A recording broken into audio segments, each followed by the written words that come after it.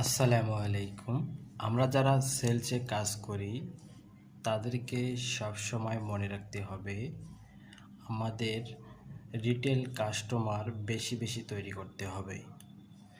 না হলে মাস শেষে যদি আপনার একটা বড় হোলসেল পার্টি প্রোডাক্ট না নেয় তাহলে কিন্তু আপনি টার্গেট করতে পারবেন না।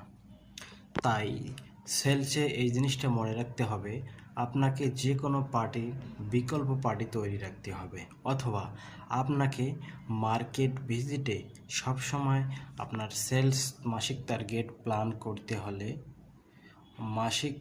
করতে হলে আপনাদেরকে মনে রাখতে হবে যে আমার একটা পার্টি যদি প্রোডাক্ট না নেয়, ওই পার্টিটার যে প্রোডাক্ট নিচ্ছে আমি যেন তা অন্য পার্টি দিয়ে কভার করতে পারি বা সেলস আনতে পারি।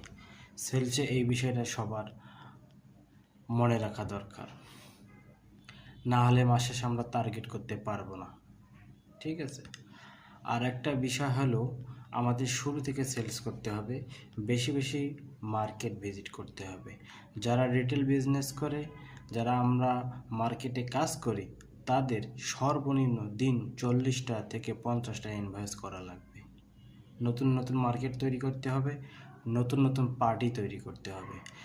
আর নতুন নতুন মার্কেট আর নতুন নতুন পার্টি যদি আমরা প্রত্যেক মাসে তৈরি করতে পারি তাহলে আমাদের টার্গেট মাস শেষে হয়ে যাবে। যেহেতু মাস শেষ, সেহেতু এই ভিডিওটা আমি তৈরি করলাম। কারণ হচ্ছে আমরা টার্গেট করতে পারি না, এক মাস টার্গেট করতে পারলে আর এক মাস করতে পারি না। তার অন্যতম কারণ হচ্ছে আমাদের নতুন পার্টি তৈরি হয় না, আমরা ইনঅ্যাক্টিভ পার্টিকে অ্যাক্টিভ করি না।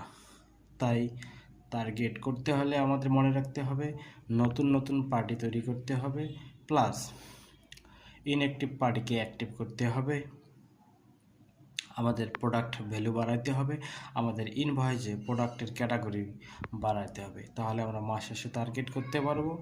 আজকে এই পর্যন্ত। যদি ভিডিওটা ভালো লাগে অবশ্যই আমার চ্যানেলটি সাবস্ক্রাইব করে পাশে থাকবেন। ধন্যবাদ।